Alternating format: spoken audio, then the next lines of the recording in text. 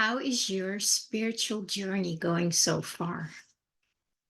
I have a little video that I just saw the other day, and I want to see if I can do a screen share with you, and then we can talk about it afterwards. So give me a moment here.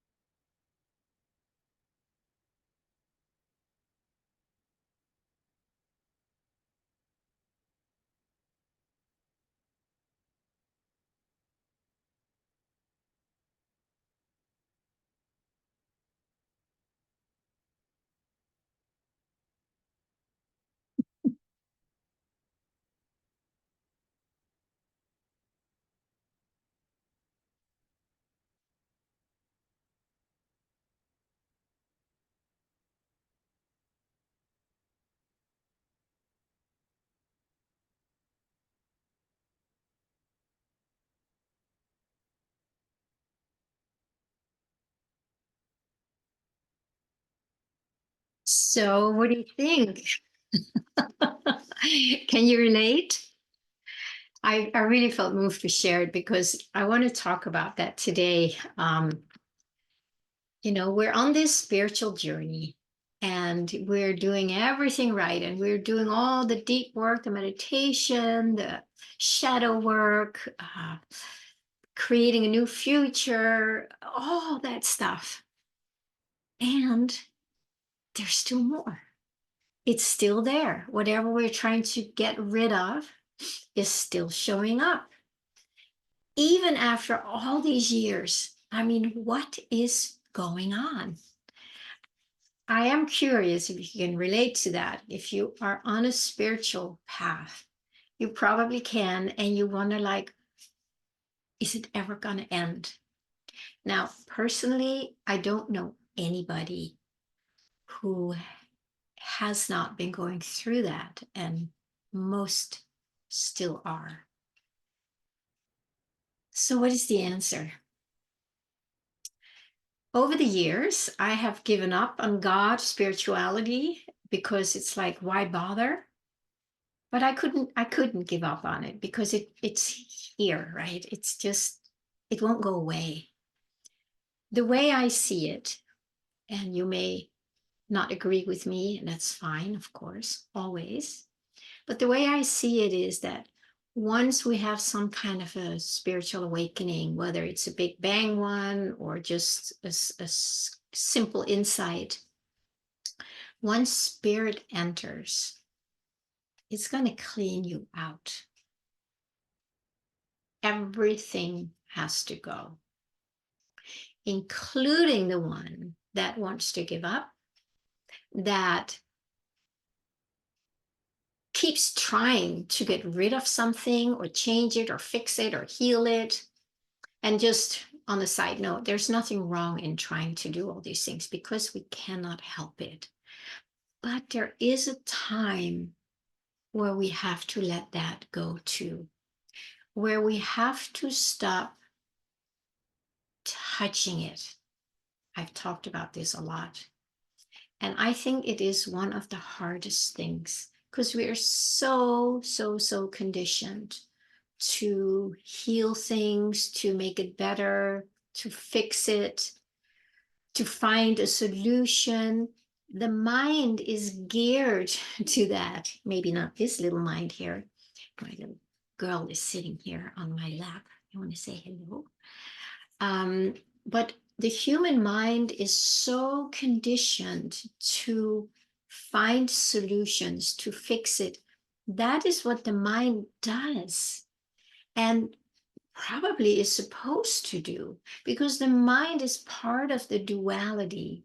So there's always going to be healing and disease, and fixing and not being able to fix, and trying and relaxing. It is the duality that we live in, and that is what the mind is. So you cannot help doing that as long as I say, we are still identified with the mind. And we will be identified with the mind until we're not.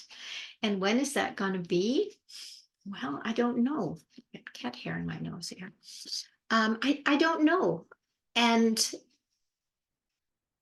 we just have to keep going. We have to keep going in not touching, in letting go of that part of the mind that is so focused on fixing things and can't stop. I think that has been one of the hardest things for me, to not try and figure out what is wrong with me, my body, my life, whatever. Just let it go. Just let it go, right? Just let it go. And then there's a deeper sense of resting. And then it shows up again in maybe a different form. And the more my muscle is practicing to not touch, to not react, the stronger that muscle gets, and the easier it is to stay here,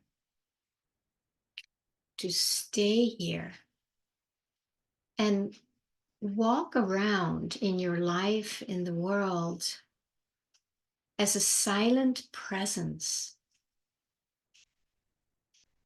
When you do, and I'm assuming many of you who are watching this know what I'm talking about, that is the solution to the problems in the world, our lives, everywhere. And the more we can be that, we do radiate and ooze a very different energy. That is the solution to all this here. Trying, doing, healing, fighting, blaming, fearing, whatever it is, all that. Instead of trying to calm this down and put band-aids on and trying to fix it, the more we can just take another step back and just allow it, observe it, let it be. In the beginning, there's trying to allow it, and there is going to be a doing in the allowing, because that is all we know. That's what we have been conditioned to, and that is what the mind does. So that's the mind is trying to allow. And that's fine, because we don't have any other option, really. When you've lived in your mind, in your separate sense of self, that's all we know, right? So it's okay to just like, okay, I'm really trying to allow now. So I'm not really allowing, right? I'm doing allowing. Let that be. It's fine. If you are able to also not touch that you're trying to allow, and another, and another, and another, you literally move out of your separate sense of self, and you start melting into the oneness, the silence, the presence of what you already are.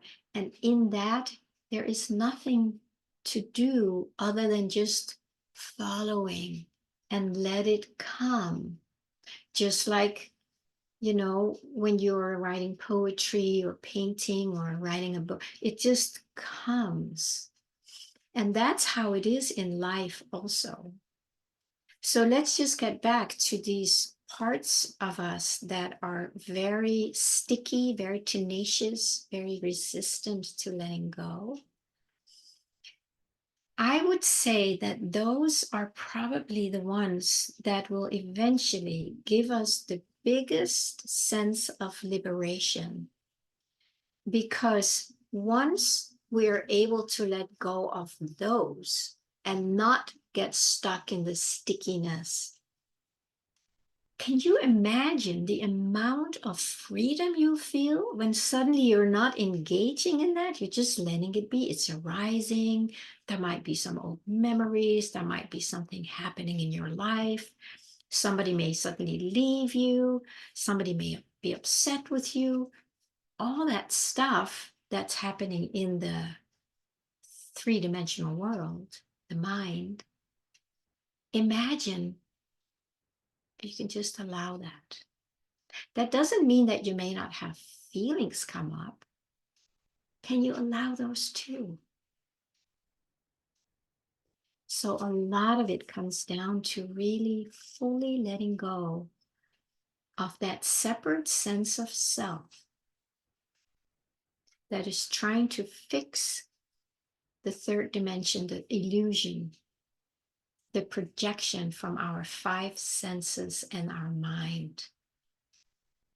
Is it possible to fully let go? For some people, I think it happens like that for whatever reason, but probably after many, many years of practice or many, many years of suffering where you suddenly let go. For most of us, it's a step by step, it's a dawning. And then suddenly, there's going to be,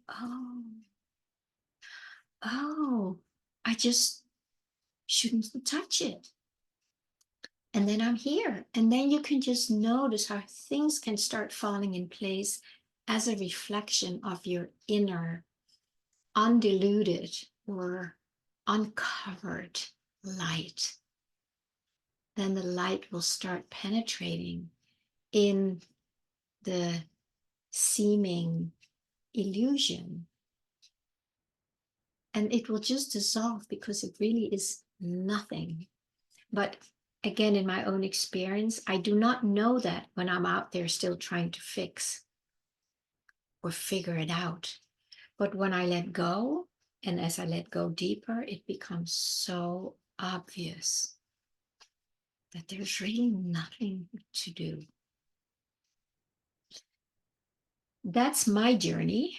I'm back and forth, but I am here so much more than even yesterday, the day before, a week ago, a month ago, a year ago, because it is my daily practice. And I want to share that option with you, that it is in the letting go, in the not touching, and then dropping into our true beingness, our true presence, and then see what happens in here, and then see what happens out there when we just stay in here and not let ourselves be upset, touched, pulled in by that outer projection. Again, I would love to hear what you think about that. If it resonates for you, please feel free to like, comment, subscribe, connect with me. That is where I see that roller coaster ride that I just showed you a moment ago. That is where we simply get pulled out of that separate sense of self, and then we'll be free.